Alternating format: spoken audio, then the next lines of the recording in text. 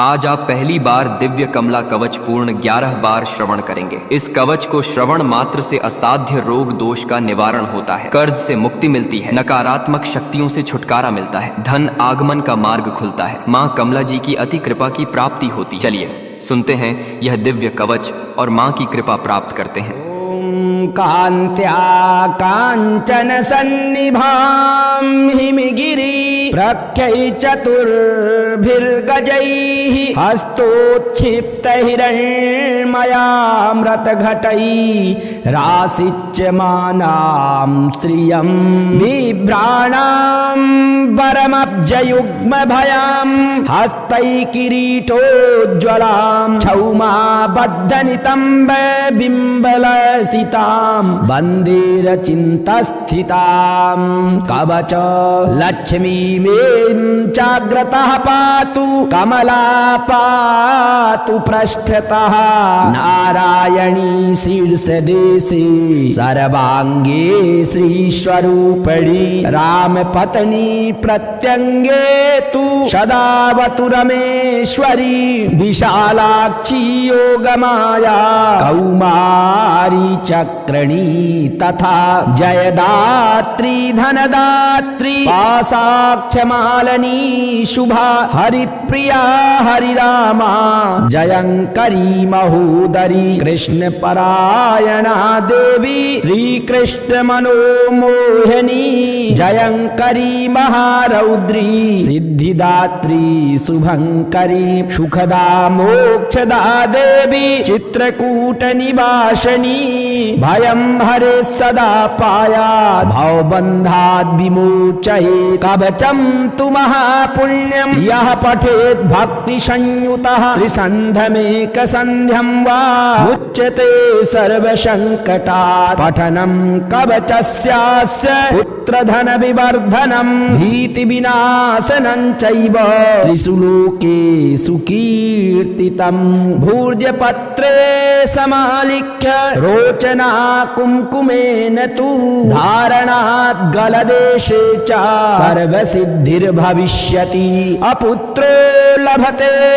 पुत्रं धनार्थी लभते धनं मोक्षार्थी मोक्षमाप्नोति कवचस्य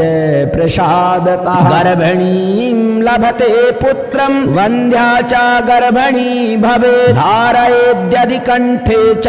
अथवा वाम बाहुके यः पठेन्नियतो भक्त्या स एव विष्णुवद्भवेत् मृत्युव्याधिमयं तस्य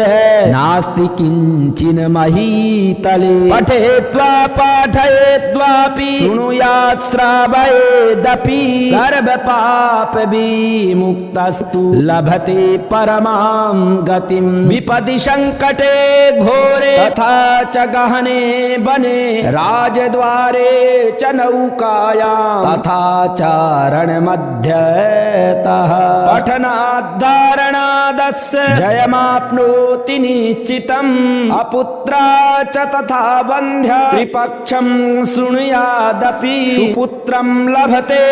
स तु दीर्घायुष्कं यशस्विनं शृणुयाद्यः शुद्धबुद्ध्या द्वौमासौ विप्रवक्रतः सर्वान् कामान् वाप्नोति सर्वबन्धाद् विमुच्यते मृतवत्सा जीववत्सा त्रिमांस शृणुयाद्याद् रोगी रोगाद् विमुच्येत पठनं मासमध्यतुः लिखित्वा भूर्जपत्रे च अथवा ताडपत्रके स्थापयेन्नियतं गेहे नाग्निचौरभयं क्वचित् शृणुयाद् धारयेद्वापि पठेद्वा पाठयेदपि यः पुमान् सततं तस्मिन् प्रसन्ना सर्वदेवता बहुना किमिहोक्तेन सर्वजीवेश्वरेश्वरी आद्या शक्तिः सदा लक्ष्मीर्भक्तानुग्रहकारिणी धारके पाठके चैव निश्चला निवसे ध्रुवम् ॐ ऐं ह्रीं श्रीं क्लीं हसौ जगत्प्रसूत्यै नमः ॐ ऐं ह्रीं श्रीं क्लीं हसौ जगत्प्रसूत्यै नमः ॐ ऐं ह्रीं श्रीं क्लीं हसौ जगत्प्रसूत्यै नमः। कान्त्या काञ्चन सन्निभां हिमगिरि प्रख्यै चतुर्भिर्गजैः हस्तोत्क्षिप्तहिरण्मयामृतघटैः रासिच्यमानां श्रियं बिभ्राणां वरमब्जयुग्मभयां हस्तैः किरीटोज्ज्वलां क्षौमाबद्धनितम्बबिम्बलसितां वन्देरचिन्तस्थितां कवच लक्ष्मीमें चाग्रतः पातु कमला पातु पृष्ठतः नारायणी शीर्षदेशे सर्वाङ्गे श्रीस्वरूपिणी रामपत्नी प्रत्यङ्गे तु सदावतु रमेश्वरी विशालाक्षी योगमाया कौमारी चक्रणी तथा जयदात्री धनदात्री पाशाक्षमालिनी शुभा हरिप्रिया हरिरामा जयंकरी महोदरी कृष्णपरायणा देवी श्रीकृष्ण मनोमोहिनी जयंकरी महारौद्री सिद्धिदात्री शुभंकरी सुखदा मोक्षदा देवी चित्रकूट निवासिनी भयं हरे सदा पायात् भवबन्धात् विमोचये कवचं तु महापुण्यं यः पठेत् भक्ति संयुतः त्रिसन्ध्यमेकसन्ध्यं वा मुच्यते सर्वसङ्कटात् पठनं कवचस्यास्य पुत्रधन विवर्धनं भीतिविनाशनं चैव त्रिषु लोकेषु कीर्तितं भूर्जपत्रे समालिख्य रोचना कुङ्कुमेन तु धारणात् गलदेशे च सर्वसिद्धिर्भविष्यति अपुत्रो लभते पुत्रं धनार्थी लभते धनं मोक्षार्थी मोक्षमाप्नोति कवचस्य प्रसादतः गर्भिणीं लभते पुत्रं वन्ध्या च गर्भिणी भवेत् धारयेद्यदि कंठे च अथवा वामबाहुके यः पठेन्नियतो भक्त्या स एव विष्णुवद्भवेत् मृत्युव्याधिमयं तस्य नास्ति किञ्चिन् महीतले पठेद्वा पाठयेद्वापि शृणुयात् श्रावयेदपि सर्वपापविमुक्तस्तु लभते परमां गतिं विपदि संकटे घोरे तथा च गहने वने राजद्वारे च नौकायां तथा च रणमध्यतः पठनाद्धारणादस्य जयमाप्नोति निश्चितम् अपुत्रा च तथा वन्ध्या त्रिपक्षं शृणुयादपि सुपुत्रं लभते स तु दीर्घायुष्कं यशस्विनं शृणुयाद्यः शुद्धबुद्ध्या गौमासौ विप्रवक्रतः सर्वान् कामानवाप्नोति सर्वबन्धाद् विमुच्यते मृतवत्सा जीववत्सा त्रिमांस शृणुयाद्याद् रोगी रोगाद् विमुच्येत पठनन् मासमध्यतुः लिखित्वा भूर्जपत्रे च अथवा ताडपत्रके स्थापयेन्नियतं गेहे नाग्निचौरभयं क्वचित् शृणुयाद्धारयेद्वापि पठेद्वा पाठयेदपि यः पुमान् सततं तस्मिन् प्रसन्ना सर्वदेवता बहुना किमिहोक्तेन सर्वजीवेश्वरेश्वरी आद्या शक्तिः सदा लक्ष्मीर्भक्तानुग्रहकारिणी धारके पाठके चैव निश्चला निवसे ध्रुवम् ॐ ऐं ह्रीं श्रीं क्लीं हसौ जगत्प्रसूत्यै नमः ॐ ऐं ह्रीं श्रीं क्लीं हसौ जगत्प्रसूत्यै नमः ॐ ऐं ह्रीं श्रीं क्लीं हसौ जगत्प्रसूत्यै नमः कान्त्या काञ्चन सन्निभां हिमगिरि प्रख्यै चतुर्भिर्गजैः हस्तोत्क्षिप्तहिरण्मयामृतघटैः रासिच्यमानां श्रियं बिभ्राणां परमब्जयुग्मभयाम् हस्तैकिरीटोज्ज्वलाम् क्षौमाबद्धनितम्ब बिम्बलसिताम् वन्देरचिन्तस्थिताम् कवच लक्ष्मीमें चाग्रतः पातु कमला पातु पृष्ठतः नारायणी शीर्षदेशे सर्वाङ्गे श्रीस्वरूपिणी रामपत्नी प्रत्यङ्गे तु सदावतु रमेश्वरी विशालाक्षी योगमाया कौमारी चक्रणी तथा जयदात्री धनदात्री पासाक्षमालनी शुभा हरिप्रिया हरिरामा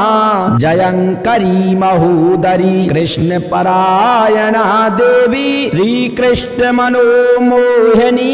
जयंकरी महारौद्री सिद्धिदात्री शुभंकरी सुखदा मोक्षदा देवी चित्रकूट निवासिनी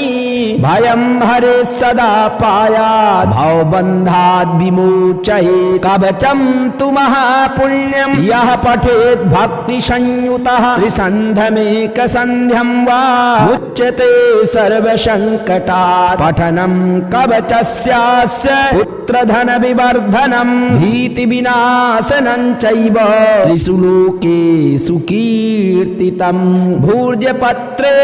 समालिख्य रोचना कुङ्कुमेन तु धारणात् गलदेशे च सर्वसिद्धिर्भविष्यति अपुत्रो लभते पुत्रं धनार्थी लभते धनं मोक्षार्थी मोक्षमाप्नोति कवचस्य प्रसादतः गर्भिणीं लभते पुत्रं वन्द्या च गर्भिणी भवेत् धारयेद्यदि कंठे च अथवा वाम बाहुके यः पठेन्नियतो भक्त्या स एव विष्णुवद्भवेत् मृत्युव्याधिमयं तस्य नास्ति किञ्चिन महीतले पठेद्वा पाठयेद्वापि शृणुयात् श्रावयेदपि सर्वपाप विमुक्तस्तु लभते परमां गतिं विपदि संकटे घोरे तथा च गहने वने राजद्वारे च नौकायां तथा चारणमध्यतः पठनाद्धारणादस्य जयमाप्नोति निश्चितम् अपुत्रा च तथा वन्ध्या त्रिपक्षं शृणुयादपि सुपुत्रं लभते स तु दीर्घायुष्कं यशस्विनं शृणुयाद्यः शुद्धबुद्ध्या गौमासौ विप्रवक्रतः सर्वान् कामान् वाप्नोति सर्वबन्धाद् विमुच्यते मृतवत्सा जीववत्सा त्रिमांस शृणुयाद्याद् रोगी रोगाद् विमुच्येत पठनं मासमध्यतुः लिखित्वा भूर्जपत्रे च अथवा ताडपत्रके स्थापयेन्नियतं गेहे नाग्निचौरभयं क्वचित् शृणुयाद्धारयेद्वापि पठेद्वा पाठयेदपि यः पुमान् सततं तस्मिन् प्रसन्ना सर्वदेवता बहुना किमिहोक्तेन सर्वजीवेश्वरेश्वरी आद्या शक्तिः सदा लक्ष्मीर्भक्तानुग्रहकारिणी धारके पाठके चैव निश्चला निवसे ध्रुवम् ॐ ऐं ह्रीं श्रीं क्लीं हसौ जगत्प्रसूत्यै नमः ॐ ऐं ह्रीं श्रीं क्लीं हसौ जगत्प्रसूत्यै नमः ॐ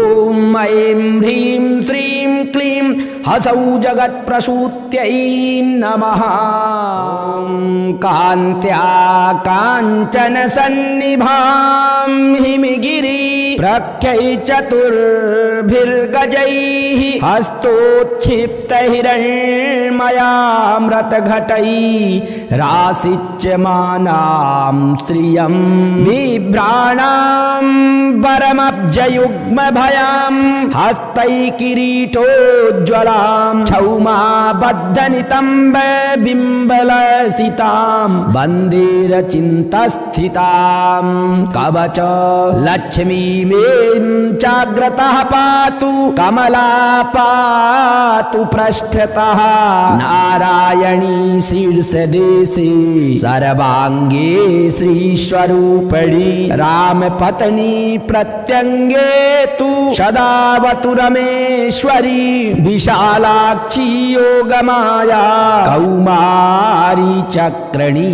तथा जयदात्री धनदात्री पाशाक्षमालिनी शुभा हरिप्रिया हरिरामा जयंकरी महोदरी कृष्णपरायणा देवी श्रीकृष्ण मनोमोहिनी जयंकरी महारौद्री सिद्धिदात्री शुभंकरी सुखदा मोक्षदा देवी चित्रकूट निवासिनी भयं हरे सदा पायात् भवबन्धाद् विमोचये कवचं तु महापुण्यं यः पठेत् भक्ति संयुतः त्रिसन्ध्यमेकसन्ध्यं वा मुच्यते सर्वसङ्कटात् पठनं कवचस्यास्य पुत्रधन विवर्धनं भीतिविनाशनं चैव त्रिषु लोकेषु कीर्तितं भूर्जपत्रे समालिख्य रोचना कुङ्कुमेन तु धारणात् गलदेशे च सर्वसिद्धिर्भविष्यति अपुत्रो लभते पुत्रं धनार्थी लभते धनं मोक्षार्थी मोक्षमाप्नोति कवचस्य प्रसादतः गर्भिणीं लभते पुत्रं वन्ध्या च गर्भिणी भवेत् धारयेद्यदि कण्ठे च अथवा वामबाहुके यः पठेन्नियतो भक्त्या स एव विष्णुवद्भवेत् मृत्युव्याधिमयं तस्य नास्ति किञ्चिन् महीतले पठेत्वा पाठयेद्वापि शृणुयात् श्रावयेदपि सर्वपापविमुक्तस्तु लभते परमां गतिं विपदि संकटे घोरे तथा च गहने वने राजद्वारे च नौकायां तथा च रणमध्यतः पठनाद्धारणादस्य जयमाप्नोति निश्चितम् अपुत्रा च तथा वन्ध्या त्रिपक्षं शृणुयादपि सुपुत्रं लभते स तु दीर्घायुष्कं यशस्विनं शृणुयाद्यः शुद्धबुद्ध्या गौमासौ विप्रवक्रतः सर्वान् कामानवाप्नोति सर्वबन्धाद् विमुच्यते मृतवत्सा जीववत्सा त्रिमांस शृणुयाद्याद् रोगी रोगाद् विमुच्येत पठनन्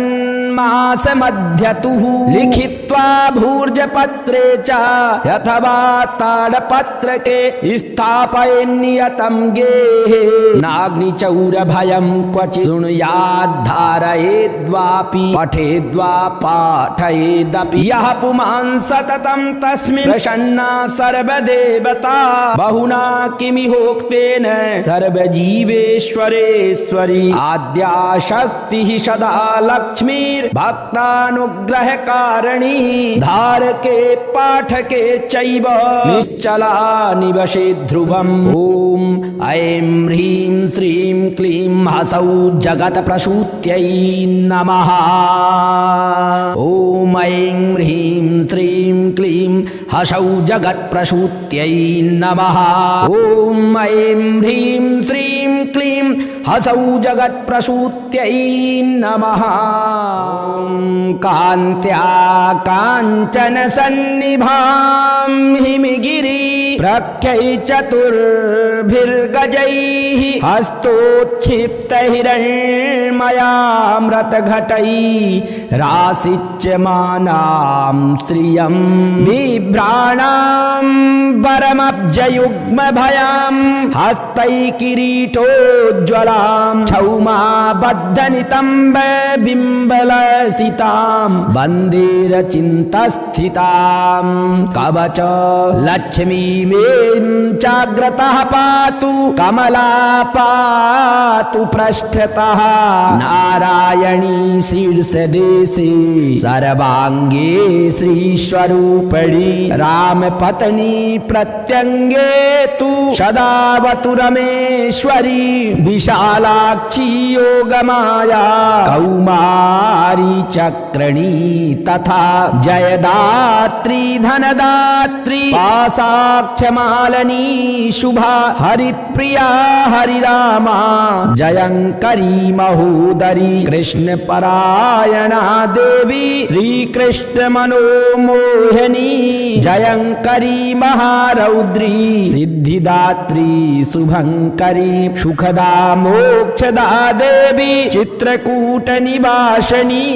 भयं हरे सदा पायात् भवबन्धात् विमोचयेत् कवचं तु महापुण्यं यः पठेत् भक्ति संयुतः त्रिसन्ध्यमेकसन्ध्यं वा मुच्यते सर्वसङ्कटात् पठनं कवचस्यास्य पुत्रधन विवर्धनं भीतिविनाशनं चैव त्रिषु लोकेषु कीर्तितं भूर्जपत्रे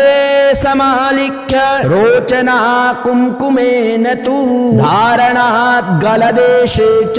सर्वसिद्धिर्भविष्यति अपुत्रो लभते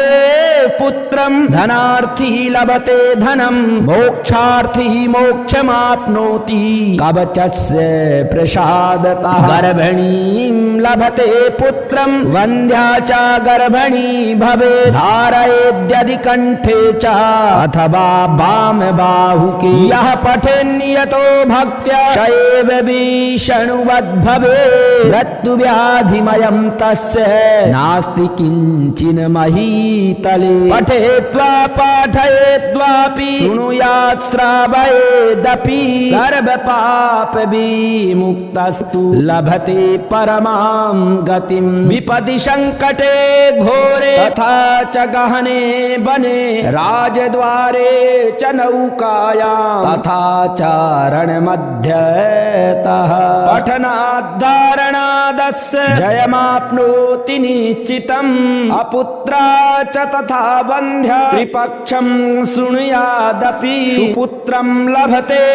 स तु दीर्घायुष्कं यशस्विनं शृणुयाद्यः शुद्धबुद्ध्या गौमासौ विप्रवक्रतः सर्वान् कामान् वाप्नोति सर्वबन्धाद् विमुच्यते व्रतवत्सा जीववत्सा त्रिमांस शृणुयाद्याद् रोगी रोगाद् विमुच्येत पठनं मासमध्यतुः लिखित्वा भूर्जपत्रे च अथवा ताडपत्रके स्थापयेन्नियतं गेहे नाग्निचौरभयं क्वचित् शृणुयाद्धारयेद्वापि पठेद्वा पाठयेदपि यः पुमान् सततं तस्मिन् प्रसन्ना सर्वदेवता बहुना किमिहोक्तेन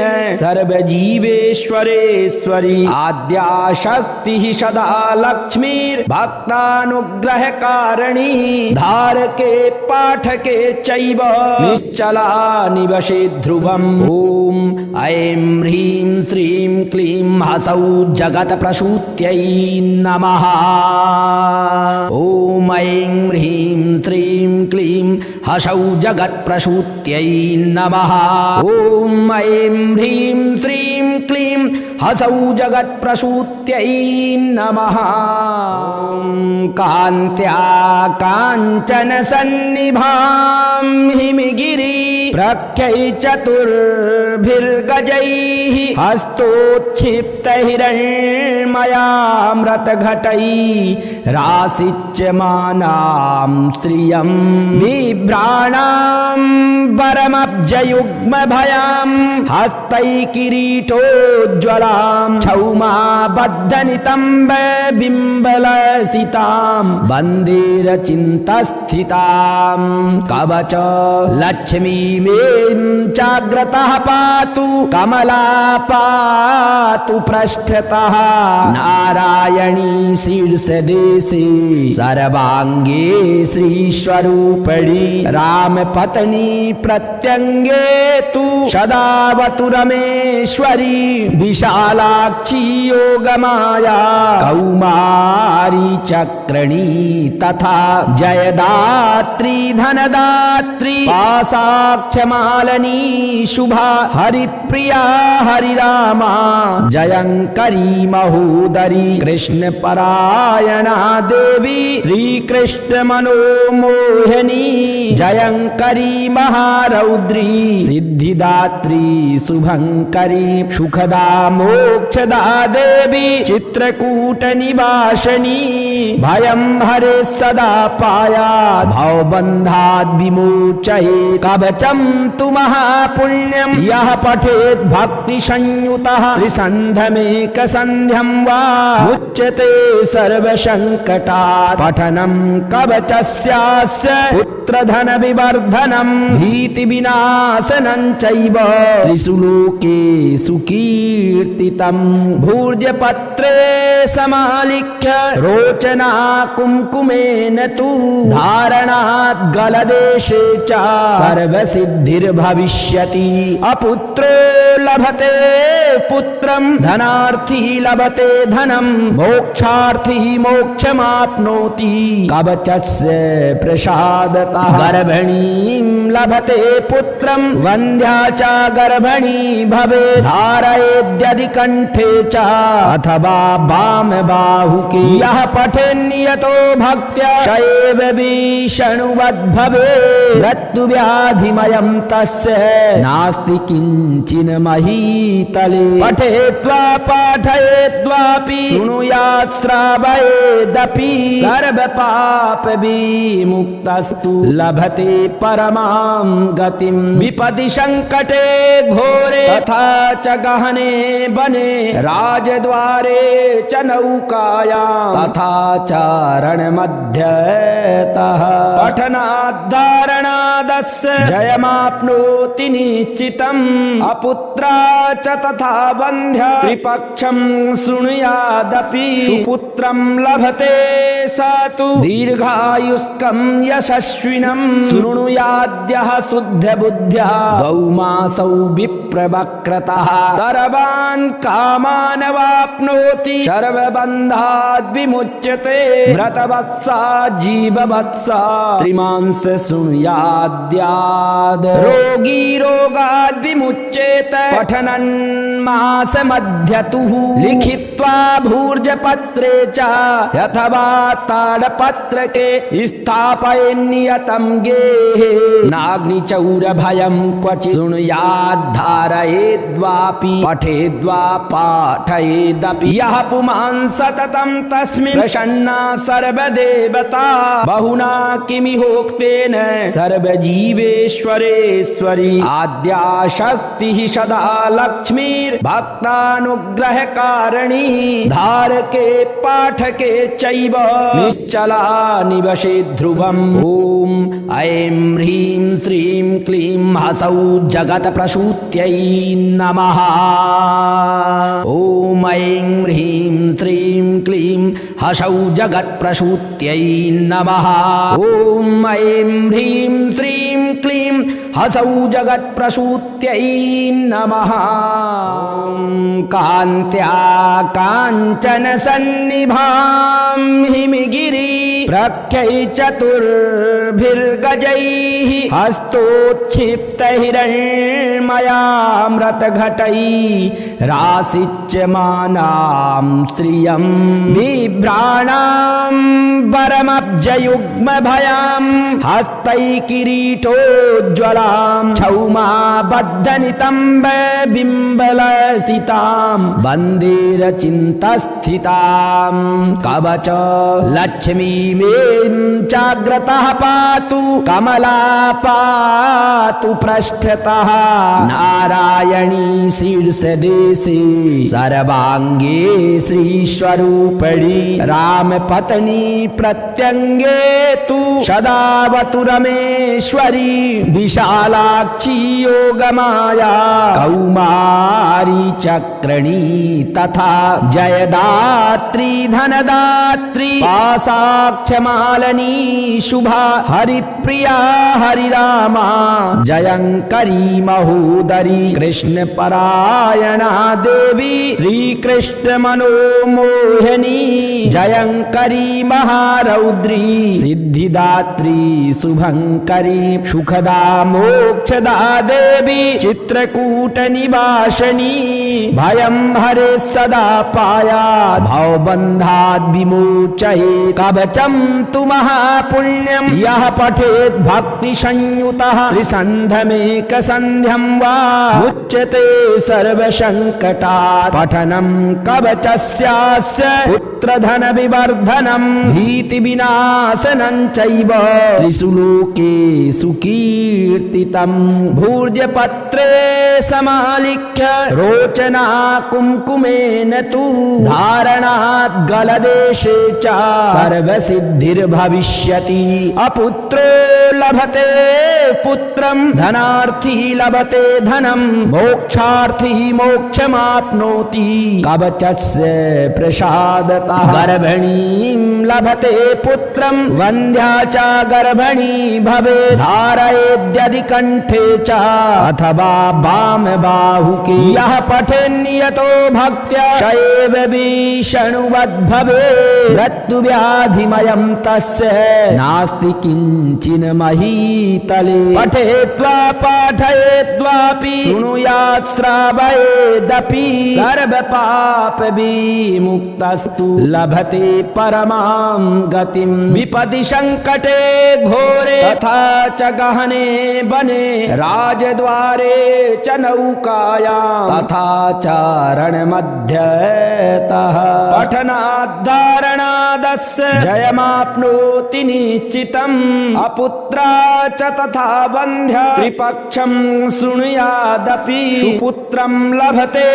स तु दीर्घायुष्कं यशस्विनं शृणुयाद्यः शुद्धबुद्ध्या गौमासौ विप्रवक्रतः सर्वान् कामान् वाप्नोति सर्वबन्धाद् विमुच्यते व्रतवत्सा जीववत्सा त्रिमांस शृणुयाद्याद् रोगी रोगाद् विमुच्येत पठनं मासमध्यतुः लिखित्वा भूर्जपत्रे च अथवा ताडपत्रके स्थापयेन्नियतं गेहे नाग्निचौरभयं क्वचित् शृणुयाद्धारयेद्वापि पठेद्वा पाठयेदपि यः पुमान् सततं तस्मिन् प्रसन्ना सर्वदेवता बहुना किमिहोक्तेन सर्वजीवेश्वरेश्वरी आद्या शक्तिः सदा लक्ष्मीर्भक्तानुग्रहकारिणी धारके पाठके चैव निश्चला निवसे ध्रुवम् ॐ ऐं ह्रीं श्रीं क्लीं हसौ जगत्प्रसूत्यै नमः ॐ ऐं ह्रीं श्रीं क्लीं हसौ जगत्प्रसूत्यै नमः ॐ ऐं ह्रीं श्रीं क्लीं हसौ जगत्प्रसूत्यै नमः कान्त्या काञ्चन सन्निभां हिमगिरि प्रख्यै चतुर्भिर्गजैः हस्तोत्क्षिप्तहिरण्मयामृतघटैः राशिच्यमानां श्रियं बिभ्राणां वरमब्जयुग्मभयां हस्तैः किरीटोज्ज्वलां क्षौमाबद्धनितम्बबिम्बलसितां वन्देरचिन्तस्थितां कवच लक्ष्मीमें चाग्रतः पातु कमला पातु पृष्ठतः नारायणी शीर्षदेशे सर्वांगे श्रीस्वरूपिणी रामपत्नी प्रत्यंगे तु सदावतु रमेश्वरी विशालाक्षी योगमाया कौमारी चक्रणी तथा जयदात्री धनदात्री पासाक्षमालनी शुभा हरिप्रिया हरिरामा जयंकरी महोदरी कृष्ण परायणा देवी श्री कृष्ण मनोमोहिनी जयंकरी महारौद्री सिद्धिदात्री शुभंकरी सुखदा मोक्षदा देवी चित्रकूट निवासिनी भयं हरे सदा पायात् भवबन्धाद् विमोचयेत् कवचं तु महापुण्यं यः पठेत् भक्ति संयुतः त्रिसन्ध्यमेकसन्ध्यं वा मुच्यते सर्वसङ्कटात् पठनं कवचस्यास्य पुत्रधन विवर्धनं भीतिविनाशनं चैव त्रिषु लोकेषु कीर्तितं भूर्जपत्रे समालिख्य रोचना कुङ्कुमेन तु धारणात् गलदेशे च सर्वसिद्धिर्भविष्यति अपुत्रो लभते पुत्रं धनार्थी लभते धनं मोक्षार्थी मोक्षमाप्नोति कवचस्य प्रसादतः गर्भिणीं लभते पुत्रं वन्द्या च गर्भिणी भवेत् धारयेद्यदि कंठे च अथवा वाम बाहुके यः पठेन्नियतो भक्त्या शैव विष्णुवद् भवेत् मृत्युव्याधिमयं तस्य नास्ति किञ्चिन् महीतले पठेत्वा पाठयेद्वापि शृणुयात् श्रावयेदपि सर्वपाप विमुक्तस्तु लभते परमां गतिं विपदि संकटे घोरे तथा च गहने वने राजद्वारे च नौकायां तथा चारणमध्यतः पठनाद्धारणादस्य जयमाप्नोति निश्चितम् अपुत्रा च तथा वन्ध्या त्रिपक्षं शृणुयादपि सुपुत्रं लभते स तु दीर्घायुष्कं यशस्विनं शृणुयाद्यः शुद्धबुद्ध्या द्वौमासौ विप्रवक्रतः सर्वान् कामान् वाप्नोति सर्वबन्धाद् विमुच्यते मृतवत्सा जीववत्सा त्रिमांस शृणुयाद्याद् रोगी रोगाद् विमुच्येत पठनं मासमध्यतुः लिखित्वा भूर्जपत्रे च अथवा ताडपत्रके स्थापयेन्नियतं गेहे नाग्निचौरभयं क्वचित् शृणुयाद्धारयेद्वापि पठेद्वा पाठयेदपि यः पुमान् सततं तस्मिन् प्रसन्ना सर्वदेवता बहुना किमिहोक्तेन सर्वजीवेश्वरेश्वरी आद्या शक्तिः सदा लक्ष्मीर्भक्तानुग्रहकारिणी धारके पाठके चैव निश्चला निवसे ध्रुवम् ॐ ऐं ह्रीं श्रीं क्लीं हसौ जगत्प्रसूत्यै नमः ॐ ऐं ह्रीं श्रीं क्लीं हसौ जगत्प्रसूत्यै नमः ॐ ऐं ह्रीं श्रीं क्लीं हसौ जगत्प्रसूत्यै नमः कान्त्या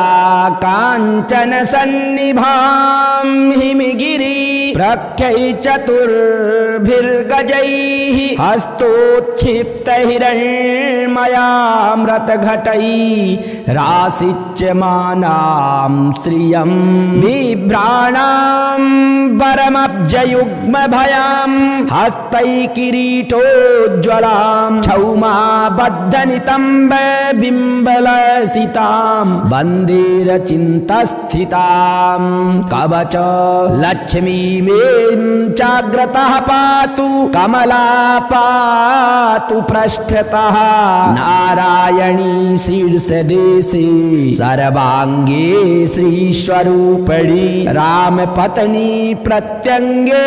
तु सदावतु रमेश्वरी विशालाक्षी योगमाया कौमारी चक्रणी तथा जयदात्री धनदात्री पासाक्षमालनी शुभा हरिप्रिया हरिरामा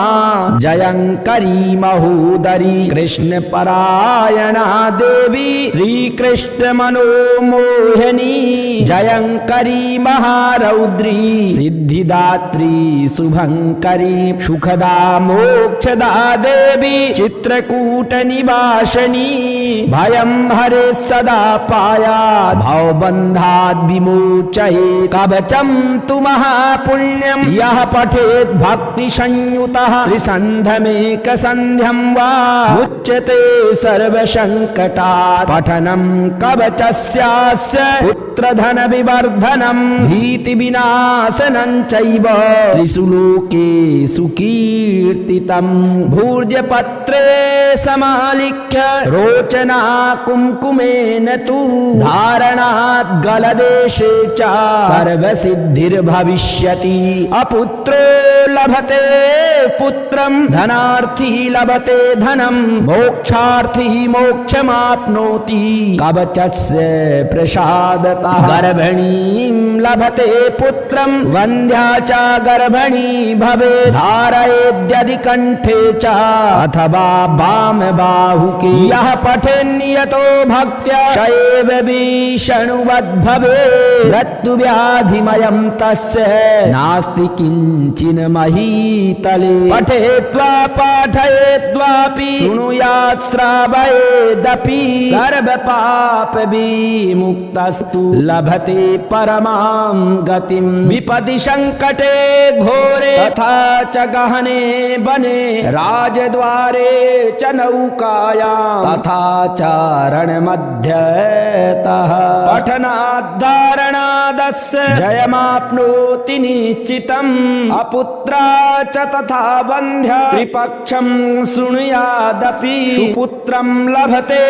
स तु दीर्घायुष्कं यशस्विनं शृणुयाद्यः शुद्धबुद्ध्या गौमासौ विप्रवक्रतः सर्वान् कामान् वाप्नोति सर्वबन्धाद् विमुच्यते व्रतवत्सा जीववत्सा त्रिमांस शृणुयाद्याद् रोगी रोगाद् विमुच्येत पठनन् मासमध्यतुः लिखित्वा भूर्जपत्रे च अथवा ताडपत्रके स्थापयेन्नियतं गेहे नाग्निचौरभयं क्वचित् शृणुयाद्धारयेद्वापि पठेद्वा पाठयेदपि यः पुमान् सततं तस्मिन् प्रसन्ना सर्वदेवता बहुना किमिहोक्तेन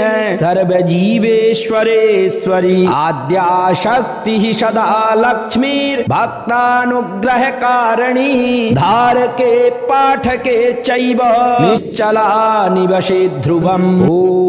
ऐं ह्रीं श्रीं क्लीं हसौ जगत्प्रसूत्यै नमः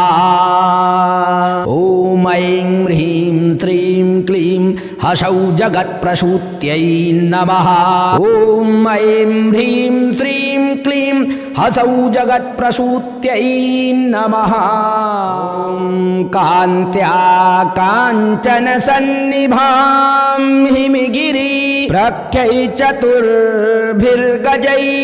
हस्तोत्क्षिप्तहिरण्मयामृतघटैः राशिच्यमानां श्रियं बिभ्राणां वरमब्जयुग्मभयां हस्तैः किरीटोज्ज्वलां क्षौमाबद्धनितम्ब बिम्बलसितां वन्देरचिन्तस्थितां कवच लक्ष्मीमें चाग्रतः पातु कमला पातु पृष्ठतः नारायणी शीर्षदेशे सर्वांगे श्रीस्वरूपिणी रामपत्नी प्रत्यंगे तु सदावतु रमेश्वरी विशालाक्षी योगमाया कौमारी चक्रणी तथा जयदात्री धनदात्री पाशाक्षमालनी शुभा हरिप्रिया हरिरामा जयंकरी महोदरी कृष्ण परायणा देवी श्रीकृष्ण मनोमोहिनी जयंकरी महारौद्री सिद्धिदात्री शुभंकरी सुखदा मोक्षदा देवी चित्रकूट निवासिनी भयं हरे सदा पायात् भवबन्धाद् विमोचयेत् कवचं तु महापुण्यं यः पठेत् भक्ति संयुतः त्रिसन्ध्यमेकसन्ध्यं वा मुच्यते सर्वसङ्कटात् पठनं कवचस्यास्य पुत्रधन विवर्धनं भीतिविनाशनं चैव त्रिषु लोकेषु कीर्तितं भूर्जपत्रे समालिख्य रोचना कुङ्कुमेन तु धारणात् गलदेशे च सर्वसिद्धिर्भविष्यति अपुत्रो लभते पुत्रं धनार्थी लभते धनं मोक्षार्थी मोक्षमाप्नोति कवचस्य प्रसादतः गर्भिणीं लभते पुत्रं वन्ध्या च गर्भिणी भवेत् धारयेद्यदि कण्ठे च अथवा वामबाहुके यः पठेन्नियतो भक्त्या शैव विषणुवद्भवेत् मृत्युव्याधिमयं तस्य नास्ति किञ्चिन महीतले पठेत्वा पाठयेद्वापि शृणुयात् श्रावयेदपि सर्वपाप विमुक्तस्तु लभते परमां गतिं विपदि संकटे घोरे तथा च गहने वने राजद्वारे च नौकायां तथा चारणमध्यतः पठनाद्धारणादस्य जयमाप्नोति निश्चितम् अपुत्रा च तथा वन्ध्या त्रिपक्षं शृणुयादपि सुपुत्रं लभते स तु दीर्घायुष्कं यशस्विनं शृणुयाद्यः शुद्धबुद्ध्या गौमासौ विप्रवक्रतः सर्वान् कामान् वाप्नोति सर्वबन्धाद् विमुच्यते मृतवत्सा जीववत्सा त्रिमांस शृणुयाद्याद् रोगी रोगाद् विमुच्येत पठनं मासमध्यतुः लिखित्वा भूर्जपत्रे च अथवा ताडपत्रके स्थापयेन्नियतं गेहे नाग्निचौरभयं क्वचित् शृणुयाद् धारयेद्वापि पठेद्वा पाठयेदपि यः पुमान् सततं तस्मिन् प्रसन्ना सर्वदेवता बहुना किमिहोक्तेन सर्वजीवेश्वरेश्वरी आद्या शक्तिः सदा लक्ष्मीर्भक्तानुग्रहकारिणी धारके पाठके चैव निश्चला निवसे ध्रुवम् ॐ ऐं ह्रीं श्रीं क्लीं हसौ जगत्प्रसूत्यै नमः ॐ ऐं ह्रीं श्रीं क्लीं हसौ जगत्प्रसूत्यै नमः ॐ ऐं ह्रीं श्रीं क्लीं हसौ जगत्प्रसूत्यै नमः कान्त्या काञ्चन सन्निभां हिमगिरि प्रख्यै चतुर्भिर्गजैः हस्तोत्क्षिप्तहिरण्मयामृतघटैः राशिच्यमानां श्रियं बिभ्राणां वरमब्जयुग्मभयां हस्तैः किरीटोज्ज्वलां क्षौमाबद्धनितम्बबिम्बलसितां वन्दे रचिन्तस्थितां कवच लक्ष्मीमें चाग्रतः पातु कमला पातु पृष्ठतः नारायणी शीर्षदेशे सर्वाङ्गे श्रीस्वरूपिणी रामपत्नी प्रत्यङ्गे तु सदावतु रमेश्वरी विशालाक्षी योगमाया कौमारी चक्रणी तथा जयदात्री धनदात्री पाशाक्षमालनी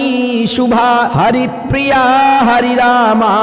जयंकरी महोदरी कृष्णपरायणा देवी श्रीकृष्ण मनोमोहिनी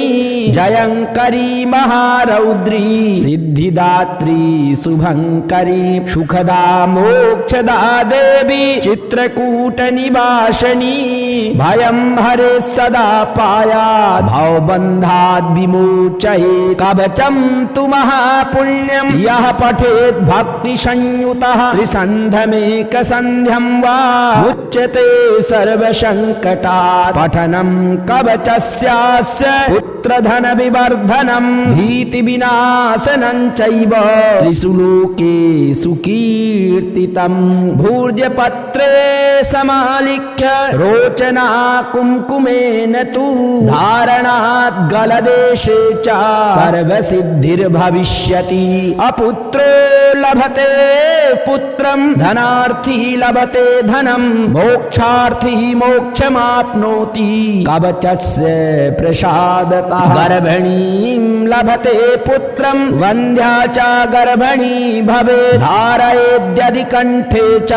अथवा वामबाहुके यः पठेन्नियतो भक्त्या स एव विष्णुवद्भवेत् मृत्युव्याधिमयं तस्य नास्ति किञ्चिन् महीतले पठेद्वा पाठयेद्वापि शृणुयात् श्रावयेदपि सर्वपापविमुक्तस्तु लभते परमां गतिं विपदि संकटे घोरे तथा च गहने वने राजद्वारे च नौकायां तथा चारणमध्यतः पठनाद्धारणादस्य जयमाप्नोति निश्चितम् अपुत्रा च तथा वन्ध्या त्रिपक्षं शृणुयादपि सुपुत्रं लभते स तु दीर्घायुष्कं यशस्विनं शृणुयाद्यः शुद्धबुद्ध्या द्वौमासौ विप्रवक्रतः सर्वान् कामानवाप्नोति सर्वबन्धाद् विमुच्यते मृतवत्सा जीववत्सा त्रिमांस शृणुयाद्याद् रोगी रोगाद् विमुच्येत पठनन् मासमध्यतुः लिखित्वा भूर्जपत्रे च अथवा ताडपत्रके स्थापयेन्नियतं गेहे नाग्निचौरभयं क्वचित् शृणुयाद्धारयेद्वापि पठेद्वा पाठयेदपि यः पुमान् सततं तस्मिन् प्रसन्ना सर्वदेवता बहुना किमिहोक्तेन सर्वजीवेश्वरेश्वरी आद्या शक्तिः सदा लक्ष्मीर्भक्तानुग्रहकारिणी धारके पाठके चैव निश्चला निवसेत् ध्रुवम् ॐ ऐं ह्रीं श्रीं क्लीं हसौ जगत्प्रसूत्यै नमः ॐ ऐं ह्रीं श्रीं क्लीं हसौ जगत्प्रसूत्यै नमः ॐ ऐं ह्रीं श्रीं क्लीं हसौ जगत्प्रसूत्यै नमः या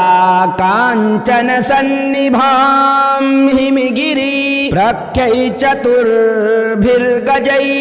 हस्तोत्क्षिप्तहिरण्मयामृतघटैः राशिच्यमानां श्रियं बिभ्राणां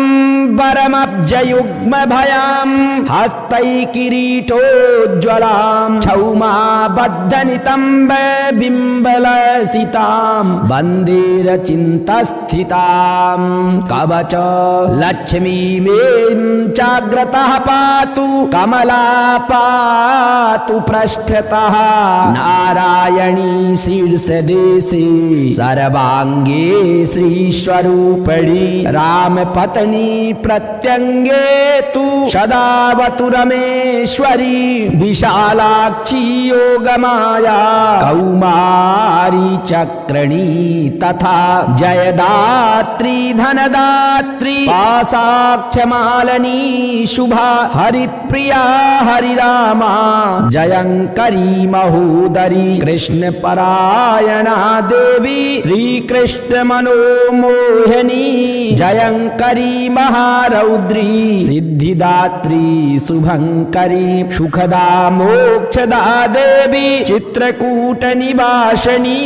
भयं हरे सदा पायात् भवबन्धाद् विमोचये कवचं तु महापुण्यम् यः पठेत् भक्ति संयुतः त्रिसन्ध्यमेक सन्ध्यं वा मुच्यते सर्वसङ्कटात् पठनं कवचस्यास्य पुत्रधन विवर्धनं भीति विनाशनं चैव त्रिषु लोकेषु कीर्तितं भूर्जपत्रे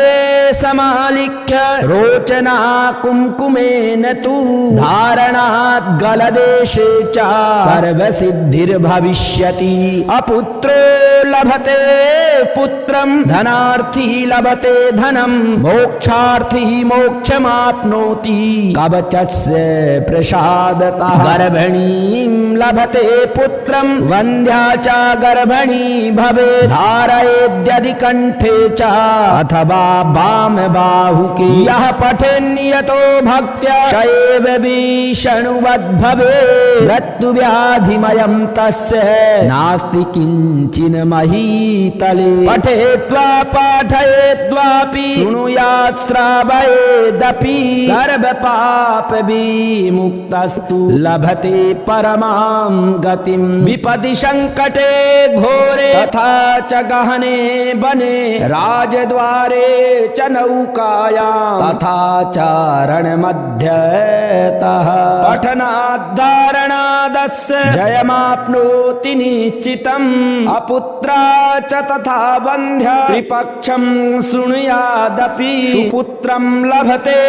स तु दीर्घायुष्कं यशस्विनं शृणुयाद्यः शुद्धबुद्ध्या गौमासौ विप्रवक्रतः सर्वान् कामान् वाप्नोति सर्वबन्धाद् विमुच्यते मृतवत्सा जीववत्सा त्रिमांस शृणुयाद्याद् रोगी रोगाद् विमुच्येत पठनन् मासमध्यतुः लिखित्वा भूर्जपत्रे च अथवा ताडपत्रके स्थापयेन्नियतं गेहे नाग्निचौरभयं क्वचित् शृणुयाद्धारये